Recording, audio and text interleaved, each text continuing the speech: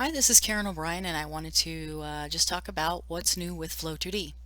So we've recently released a couple of things here. So if you are a pro subscriber, you can come and get these updates in your FLO-2D account. So you'll go into Share File, go into the Update folder, and you can either download the new executable here from the Build 23 folder, and you can just, like if you download this, you'll just be able to add it to your FLO-2D folder, or you can go into the installer and you can run the Build 23 installer, and that will give you that will install FLO-2D for you.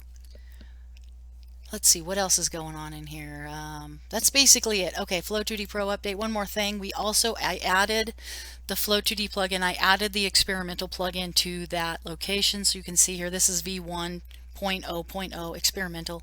This will be officially released in June, and it has a lot of excellent updates that we're going to go over a few of those today. So those are where you get your new data. Now, we also have some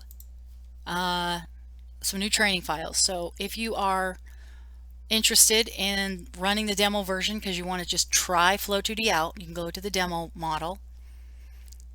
Come on, you can do this. Okay, and it's a course. Okay, in the course just walks you through how to download and install and set up the FLO-2D demo version, and the data, or sorry, the links to the installations are inside the course. Okay, so the course takes like 12 minutes or something, but downloading and installing will take a little bit more time. And then once you do that, once you get the demo course, that will allow you to take the self-help starter course. And we take the self-help starter course with plugin V1. So if you click on the self-help starter course and you're not logged into FLO-2D, it's just going to take you to a login page and you're going to need to register. And it's a little crude because we haven't figured out how to show our registration page yet. So no problem.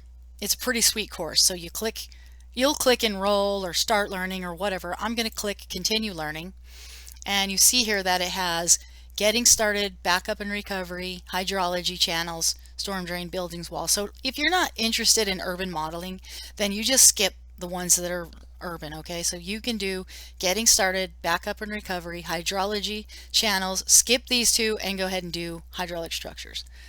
Hydrology, let's just go over these real quick. Create the grid, assign elevation, assign roughness. You know, these very simple tasks that you need for every project. Backup and recovery. This one's a little different. We've got a video for plugin version 1 and a video for plugin version 1.15.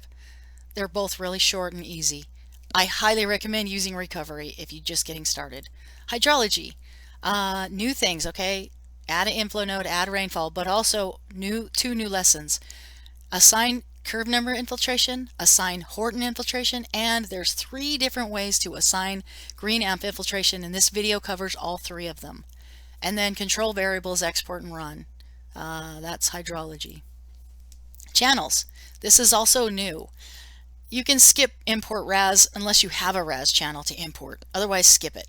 So it'll be backup, load your project, build your channel, sample your elevation, or set up your cross sections, align your banks, set up your boundary conditions, culverts, and summary. It's got all kinds of new methods for building channels, and they're really excellent new channel editor for the FLO-2D plugin. And I'll skip these two. I'll skip the rest of these. There's nothing new. However, this is storm drain system is new in that it has a review of how to review the summary and results. And hydraulic structures, same thing. How to review the summary results. And then I don't know what the final quiz is. It's something about your summary.out file. Something about loading it into there. Something like that. Okay? So it's no biggie. All right. So if you're a student, university student, and you're using like a version where you don't get tech support, you have to go through this course before we'll give you access to that version. That's it. Now, if you're not logged in, I'm going to log out real quick. If you're not logged in, let me just go to FLO-2D.com, FLO-2D.com. Okay, and if you try to click on that, it's just going to bring you to a login page and you need to register. It's not rocket science. You just put in a username and password, or username and email, and then it sends you a password link, okay? So that's easy. All right. Now let's talk about, okay, so that covers updates and the new training files. What about QGIS? Okay, so in June we will be starting to use the HDF5 import-export processor, and so for that you'll be able to choose, do you want to do ASCII data or you don't want to do HDF5 data? It'll be your choice, but we will definitely recommend HDF5 data because it makes your projects a lot easier to maintain. It's a lot smaller, it's going to be compressed, it's going to be a lot better. So we recommend HDF5. Okay, so what you'll want is this.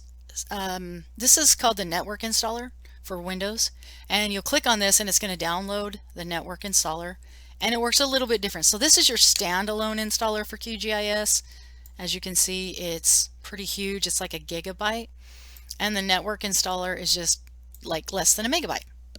So if you run it, it's going to, you tell it you want advanced install and from the internet, and I don't think you have the choice in this anymore, but I always click both of these. Click next, click next, click next. Well, I mean, you might need to click something else here if you have like a firewall. And then you can use any of these, but I just use this one or your own. And then you go to start with the desktop. You'll want GRASS, QGIS desktop. That'll be the latest release. See, the latest release is 3.36. And this is 3.28. That is the long-term release. Oh, actually no, the 3.34 is now the long-term release. And I also get Qt tools usually. Looks like they're allowing you to use 6 too, so you might want to grab that. So you just click on it. See if you have choices. You can get the source, reinstall, uninstall, keep, or update, and then anything else is skipped. And so that's what you'll need to just get the desktop versions. And then for the libraries, you need some additional libraries for, now getting to tell you all the libraries that you need, absolutely have to have. It's going to tell you, now these are like your Python modules, GDAL tools, all that stuff, okay? But you're going to need some that are not like set by default, and that's H5Py, because if you want to read and write HDF5 data from Python, you're going to need this. So it looks like it does have an update. So this is probably, now you do have to be careful about this, okay, because HDF5 has version control, and it's probably okay, but back in the like a couple of years ago, it was not backward compatible, but I have a feeling that it is now. So do be careful to make sure that, maybe you want to keep this version, or maybe if you install this version and nothing's working, then maybe go back and reinstall it and keep that older version if you can. Then also there's one more library called HDF5, and I don't really know that you need this version, but I just don't know. So like you might skip it, or you can get it. So anyway, that's how you'll get those versions when the time comes. And then you'll just click next and it'll start downloading in that installer. I'm going to click cancel because I don't want to do that right now, because I don't want to mess up my HDF or my current installation. Okay, so that's oh, and by the way, you can use anywhere from version 3.29 up to version 3.36, because all of those work with plugin 115 and plugin 1.0.0. So all the way back to 3.22.9 should be okay, because QGIS is still using Python 3.9 for those versions, okay? Now let's see. If you want to monitor the development of the QGIS plugin, you can do that from our GitHub repository. So you can check out our issues and you can look at these different branches that we have. You can clone this code. You can clone it to PyCharm, or you can download it and you can put it on your own. Well, you can clone it to any IDE, or any Python editing system. You don't even have to do that. But if you clone it to PyCharm or you clone it to these others that have version control, then you can use, you know, like a version control to help you update your code. And then if you make something that you want us to apply to the plugin, you just do a pull request, and we can, if we think that it's a good fit with the plugin, we'll accept it and merge it into the plugin. So that's the QGIS plugin. Let's see, that's it. Let's go ahead and go take a look at the QGIS plugin. So what we have here is the new plugin. And the way that you get it is you go to your plugin manager and you click manage and install plugins. I'm not going to actually do it because I don't want to disconnect my project. But what you'll do is you'll go to install from zip and you'll navigate to your documentation folder where it has QGIS plugins. And that's like if you're in, look, users, C drive users, public documents, FLO-2D Pro documentation, you have example projects, FLO-2D help, QGIS plugins, rainfall distributions. In C, there's your QGIS plugin. So you can just click open and then load it, and then you're ready to go. Also in here is the self-help tutorials. Okay, so let's cancel that. I didn't actually want to install it, but you'll do that, and then you'll go to installed, and you'll do this. You'll uncheck it, and then you'll check it. I think I just messed up my project by unchecking it. That sucks. Okay, so let me get QGIS started back up here, and I'll pause the video until that finishes. Okay, so I have a couple of projects loaded. I have the tailings dam training here, which is, if you go to example projects, you will see that you have some example projects, or you will see the self-help tutorials. But the tailings dam workshop is not free, but you can get advanced urban courses and the coastal 2D training. You can get these guys online. Well, no, you cannot, but it'll be coming soon. So just if you want one of these other ones, just ask for it. This is taking the self-help kit and adding a review to it. All right, so let's go here. And this is the new layout of the plugin. So you have, everything is now grouped so that you have, it's a little bit easier to find things. And we've also hidden a bunch of layers. So if you go to FLO-2D settings, you'll see that you are no longer seeing these advanced layers because we've hidden them. So that's how you hide them. You can open and hide them like that. We also have a new save method. So I'm going to remove, let's see, I'm going to remove some data real quick. Nope, we're good. So I'm going to remove. Okay. And let me save real quick. All right. Now, okay, so let's say you load some data. Let's just load elevation, and maybe we'll just load this land use shapefile. And you want, now you have data in here, right? And you want to save the project. So if I click the save button, I get this message. Click yes to save the external data into the geo package. Click no to just save it as a path. Let's click yes, and it's going to be moved down here to external data. So you can see, you can open it like that. Now I'm going to add the Google map, and you can see that now I'm going to hit save again. Now you can see that when I save this time, I just got this message, didn't say anything about external data. So this data is now part of the geo package, and this is just part of the path. So let me show you what that means. If I go to the browser menu, and let me disconnect this really quick so I can show you how to connect it. And I'm on the browser menu right here. If you can't see that, you right click, go to panels, and open the browser panel. Okay, and then I will select the geo package and right click it, click new connection, and then I will connect to the new geo package. And you can see here that if my elevation data is now inside my geo package. And there's also, what was that other one? Land use. Let's hit the L key. And my land use, I just hit the L key. It took me straight down here. My land use is also now inside my geo package. It's part of my geo package now. So if I move my project to a different computer, the data would come with it. But what's not part of the geo package is this Google Hybrid layer. That is still part of the QGZ file, but the QGZ file is now part of the geo package. Okay, so that's how the new system works. So instead of having to keep a geo package and a GPKG together, you'll now only need a geo package. But what you can't do is you can't drag and drop it like this, okay? You can't drag and drop it onto the map because that doesn't work anymore.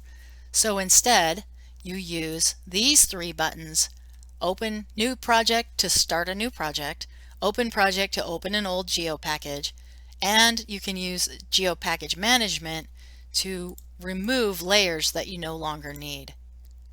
Okay, and then let me close this. And if you save and like reload the project, you'll see those layers are gone. But if you want to remove Google Hybrid, you do the old method, right click and remove layer. Okay, so that's how the save works. Let's go ahead with, there's also the import export buttons work the same. The only difference is we've grouped them into a single button. The FLO-2D settings is a little bit different. You will now this needs to point to your FLO-2D folder where your engine is, and this needs to point to where your results are. So for example, if I point this to that to the results of this project and I click OK, now if I click File, Run FLO-2D, it's going to go find that place and it's going to run the model.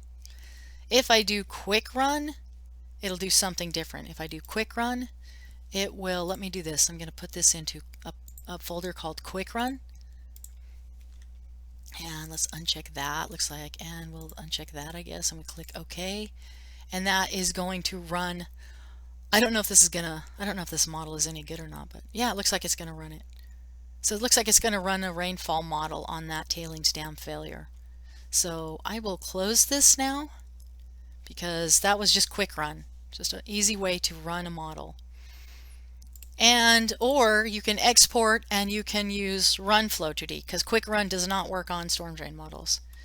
You can also get to your tailings dam tool, profiles tool, hydrog tool, max plot tool from here as well. And of course, if you click run mapcrafter or run rasterizer, that's just going to open these two guys right here. You do not have to have a project loaded to run these buttons. We also have combined a bunch of different tools into our control parameters area, but the default one is control parameters. And so like your mud and sediment transport and convert schematic layers, evaporator, levee, all these guys are together now. This guy works exactly the same. So if I click on one, it will highlight it. And if I enter one, it will highlight it and take me to it. Okay. If I check render elevation, it will render the grid elevation, and if I check it off, it will stop it from rendering. That's all. That all works the same. Some new tools that we've been working on and we're pretty proud of are the new information and review tools. So I'm going to swap over to the other project to show you those. Well, no, let me show you one. So if you click review tools, and this FLO-2D settings is on a run that's completed, that would be this guy. And then you click the results tool. You can plot the results across a floodplain cross section, or you can plot the results across a floodplain cell. So that's how that works for floodplain cross sections. And if you have a more complex model, such as an urban model. Oh shoot, sorry, I thought I loaded my urban model and I didn't. Okay, I'm going to pause the video until the urban model is loaded. Okay, just a second, we'll go through this again. So if you click Open FLO-2D Project and you want to load the project, you go to the geo package and click Open. No more dragging and dropping, just click Open. If that project is old, it will automatically port it into the new format. It'll do everything for you automatically. Okay, and you can see here that all of this data that we used to build this project is now part of the geo package and inside this guy right here. Once it's in here, you can move it wherever you want. So for example, I could move this elevation out of there and it will now stay outside where we want it, okay? It's just any external data that's added is what it takes. All right, let's talk about these tools here. If I click on this tool, it is going to, it's kind of a tool to connect you to the schematic data. So for example, if I click a structure line, it's going to open that structure and it's going to load it into the widget. If I get one that is a, let's get the structure. If I get one that's a rating table, you can see that it loads the rating table. If I use the results tool, let me connect this to the results folder, okay? That's this guy right here. If I connect it to the results tool and then I click the result tool, you see it's a toggle, so you click it on to and off. So I click it on and I can click a feature and plot the results of that feature. And this would be flow, velocity, depth. And then if I want to change this flow, velocity, depth over here, I just pick the thing that I want to plot. Okay, can pick up another one, or we can pick up an inflow node. So if we want a junction, or if we want an inlet, or if we want a manhole, you can plot any of those that you want. And once you have one of those plotted, of course you can see inflow, flooding, depth, head, inflow, discharge to storm drain, or return to discharge. So if there's no return discharge, of course that would be 0. And of course there would also be no flooding because there's no return discharge, because there's no pressure pushing water back onto the surface. So that will work for both inlet nodes, inlet conduits, and inlet outfalls.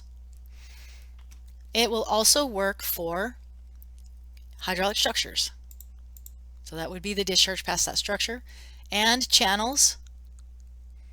So if here's your channel cross section, that would be the results for the cross section. And if you're on the inflow tool, that would be the schematic channel data for that. This is the interpolated cross section data for that cross section. You can also use this guy, which I think is pretty handy. And it has a rubber band. I wonder if we can clear that rubber band with the clear rubber band tool. Oh, it cleared it when I got off of it. How fun. Okay, let's see what else. And so when you get on a cross section with the results tool, it gives you, this is a time dependent map, so it'll be time, depth, velocity, discharge, fluid, flow area, everything that's in HighChan.out. But if you click on the segment, it will give you linear data. So this would be the maximum data, maximum water elevation. So left bank, right bed elevation, left bank, right bank, maximum water elevation. Or you can do the velocity. In that case, you would want to turn these off, right? Or the fluid number, or the flow area. So that gives you those time dependent values if you are on, I'm sorry, that's not time dependent. That's still a linear value. It's still the maximum. But it's all of these values along the profile, okay? Now, if you are on the info tool and you click one of these channels, but you're closer to a cross section, then it will load the cross section into the cross section editor. And again, the cross sections tool, the channel tools are much more, they're much better. So go watch those videos to see how to use the new channel tools, because you're going to be a lot happier with this new system. It's got a checker and everything built into it. So you don't have to like export and run to do your checks anymore. Okay, what else do we have here? Let's see. Oh, two new editors. So we did vastly improve the cross-section editor. We also, this is Robson's baby. He decoupled the inflow from the outflow. So now when you hit the schematize button, it doesn't schematize both systems, which is going to save you a lot of time if you have a really big project. He also made this cool button right here that will add an outflow boundary to the whole grid. Just manually, single touch of the button. The tool basically works the same. You just have to be a little bit careful. Like when you're working on one tool, don't start working on the other tool right away. You know, be careful how you swap back and forth. And then if you like say you're in here and you click on this, you can see that it loaded it in the window for you.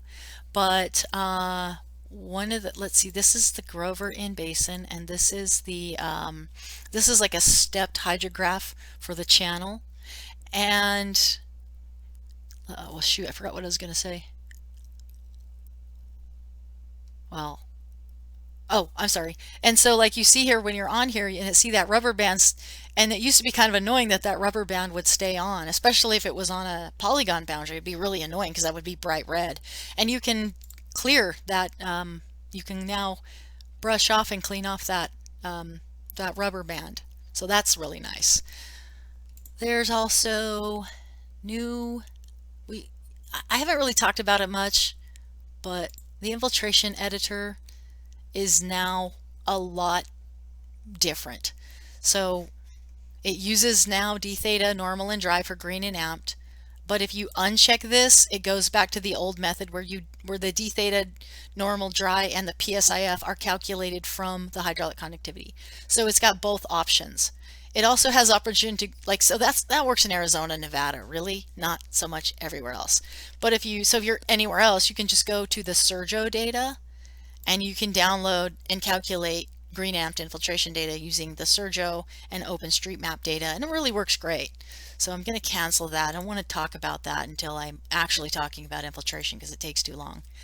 Then on the storm drain editor, there is, oh, and as you use these, you're going to start seeing more references to these little help buttons. And what they do is they take you to the new documentation. So this is new plugin documentation for version 1. And the documentation is complete, except I'm almost done with the storm drain editor. That's what I'm working on next. But the rest of them are complete. So you can get to the documentation from the help buttons. There's one here, there's one here, and there's one on the floodplain cross-section editor. And by June, they will all be incorporated into there. And hang on a sec. I don't want to get too far into this. We now have storage units in the storm drain calculator, and we have a Dropbox volume option too. I'm not going to talk about those as I don't want to waste a bunch of time, and they're still in the testing phase. So I know the storm drain or the storage unit worked pretty good, but I'm not certain that the Dropbox stuff works yet. So that's in testing. And there's also a new tool for plotting the profiles of the storm drain. So you'll be able to put the profile of the storm drain into this plot right here. I'm not going to show you how to use that because, again, it's in testing phase and I'm not even sure how to use it yet because I haven't tried it yet. Okay, and that's basically it for FLO-2D. There was a handful of bug fixes, so you're going to want to go, once you get that data, you're going to want to go into, no, it's right here, into your handouts and take a look at I haven't installed it. I just copied it over. Let me see. Hang on.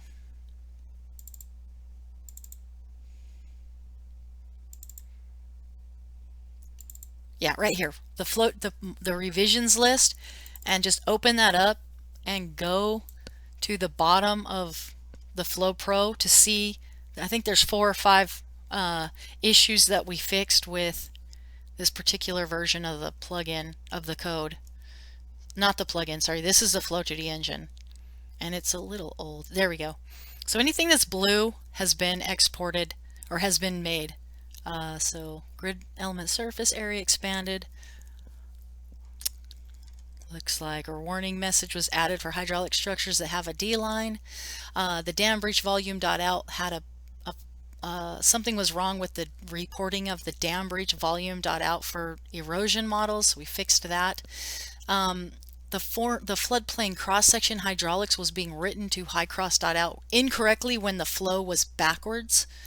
And the prescribed breach routine was the way that it was converting to overland flow was working incorrectly. So Jim fixed that so that it's changed. So it's going to change your breach hydrograph. So if you're doing prescribed breach models, get this new version. And I don't know what this one was. I wasn't aware of this one. So it's basically the same rules. There's just a surface area change for these so that if they're on an outflow node, that I think it's just, I don't know, it's something to do with ARFs on an outflow node, so probably not going to have any impact on anything important. This one will though, this prescribed breach routine. If you're doing prescribed breach, you're going to want to get this latest version of the model.